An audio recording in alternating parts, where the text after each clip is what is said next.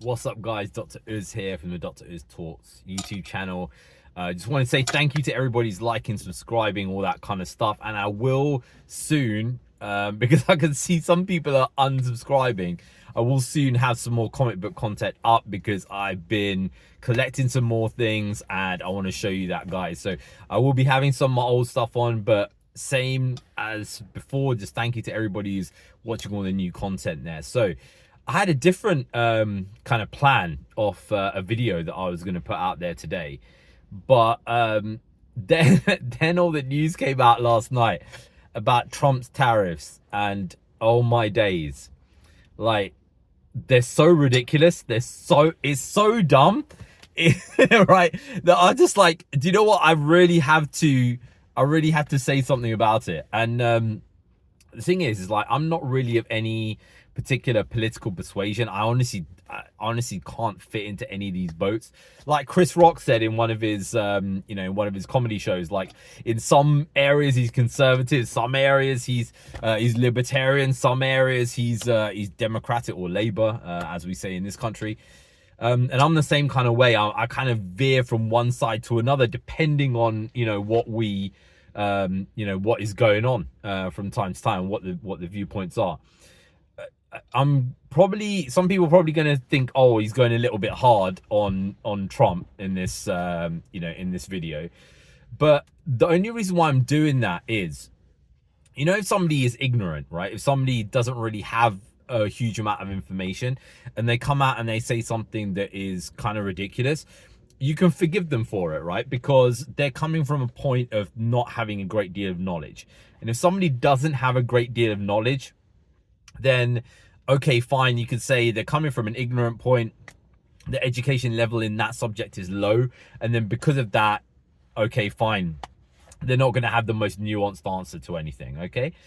However, somebody like Trump, right, who claims to be an amazing businessman, who claims to be like, oh, his ghostwritten art of the deal and stuff, right? That, like, I'm great in negotiating, I'm a great businessman, I know how to make money, all this kind of stuff.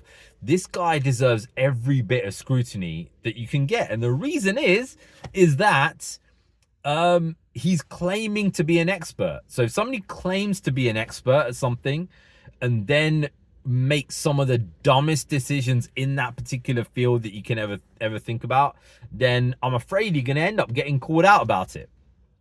And the tariffs that he's put on are some of the dumbest, like, literally, like, so stupid, like, so thick, right? Literally, the person who designed this, it's interesting because I kind of think to myself, who would design something like this? The only person who would design something like this is somebody who has never done business before, has never imported something into a country, has never exported something out of a country before, right?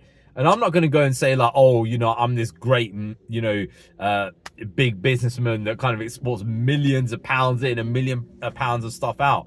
But from my little business of exporting things in and out of the country, it's very obvious to even somebody like me that if you put a tariff on something, then that's not going to get borne by me.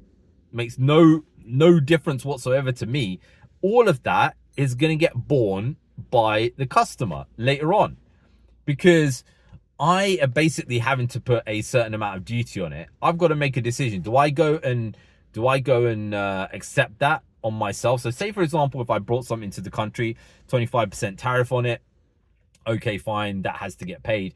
All of that ends up going to the consumer, because basically for me to be able to provide them with that is going to cost 25% more. It's just going to be passed straight over, right? It's not going to be that, oh, suddenly I, as an importer of something, I'm going to swallow 20%, right? 20% loss in earnings. It's going to be passed straight on, right? And there are particular rules that you have to kind of pass this on to the customer. There's reasons why you can't go and import loads of nearly new cars from another country, bring it into another country, and then sell it for like crazy amounts of money, and then value all of that as like cheap, right? There's reasons for that, basically, so that you can't circumvent those kind of rules, right? So I looked at Trump's chart there today, and it's just like, wow, you literally have no clue what you're doing. So one of the thing is according to him, Bangladesh, Laos, Cambodia, and Vietnam have an unfair trade agreement with the United States. Okay, let me explain to you how utterly dumb this is. These countries make most of the cheap clothes that come into the United States. Okay, they are very poor countries. They don't buy American goods because they don't have the money to buy it. The reason why your clothes are so cheap in the United States is because your own companies have outsourced out to Vietnam, to Laos, to Bangladesh, to Cambodia. They've outsourced their manufacturing to those countries, right? Because a dollar in the United States is worth like $5 to $10 in those countries, right? So somebody could earn some, you know, and the pay that these people get is terrible, right? But basically, like, the main way that you can get cheap clothing in the United States is by paying somebody less in another country and paying them at a level there where they still will be able to survive in that other country. Now we can debate whether that's enough money there, you know, based on you know, the amount of money that these workers are getting in like Bangladesh and these other countries. But that's the reason why there's a trade deficit. Okay, they make cheap shit for you, right? They don't actually go and import loads of stuff because they can't afford things that are made in another country because it's so much more expensive, and they earn next to nothing. How hard is that to understand? It's like the mind boggles at how stupid this is, right? Let's think about some other stuff that they've kind of put on there. So like, so like you look at like Turkey, right? Turkey has got a 10% tariff on, and apparently they've got fair trade going through each bit. The jokes is this, right? Turkey has got massive amounts of manufacturing in their country, right? They've basically got the ability to make huge amounts of clothing, of bags, of all that. You can, you know, you see their counterfeit industry. It's absolutely insane. What's going to happen now? They're going to start making all the bloody clothes and like sending them to the US, right? They're going to start making all of that. And it's basically like all the money that you think you're going to be making from countries like Bangladesh. Do you think you're making loads of money out of Bangladesh? Are you absolutely crazy? It's not going to happen, mate. You think that you're basically going to go and put this tariff on China, that the reason why you get cheap shit in your country is because China is manufacturing it for cheap, that now suddenly you're going to make tons of money and your country's going to, like, your roads are going to be paved with gold or some shit? Are you absolutely crazy?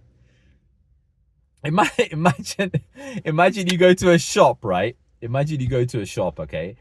And basically you go and buy something like stupidly cheap, okay? And you look at the back of the packet and it says made in China, right? Or it says made in, or you pick up a t-shirt and it says made in Vietnam, made it Vietnam, right? And then you go on holiday to Vietnam and you look around and you're like, oh shit, why is there no American goods here, man? There's no American goods in this country. This is unacceptable. we need to sort this out. Why don't these Vietnamese people, why aren't they wearing expensive American clothing, right? Why aren't these, you know, why aren't people in Thailand, you know, buying expensive golf clubs for America? I don't get it, man.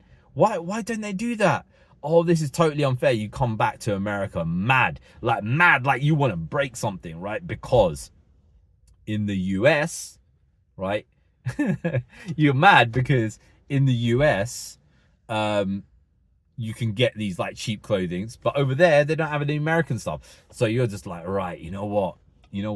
I basically need to make sure that these guys are buying loads of American stuff over there, right? What's going to happen? Your shit over here is going to become more expensive, because for them to be able to afford American stuff over there, they have to now pay their workers way more. Do you understand that? Do you understand that? For them to be able to afford stuff that says made in USA on it, their workers and factories and everything had to be geared up to a way that they can afford those things. And now what's going to happen is reciprocally, all of those things there that they export to your country are going to be way more expensive, because now their entire ability to afford things has changed. And this is the reason why we don't make things in the Western world. The reason why we don't make stuff is because, and we can debate this, but basically we've got unions, we got a different lifestyle, we got a higher quality of living, all of this kind of stuff. All of this stuff costs money. And then because of that, you can't pay a worker dirt cheap to kind of do these things, right? And this is the reason why we get cheap shit, because we've outsourced everything to another country. 100 years ago, we used to do it in factories and pay people absolutely dirt poor wages to go and work in these factories, right? Now, we go and do it to somebody else across the world. But for some reason, that's unfair. Absolutely mental. Mental for somebody rich who's basically getting something cheap because somebody on the other side of the planet is making it for cheap, right? Is making it for cheap. That's unfair. Absolutely crazy. Anyway, guys, I'd like to see what you think about it, because it's nuts.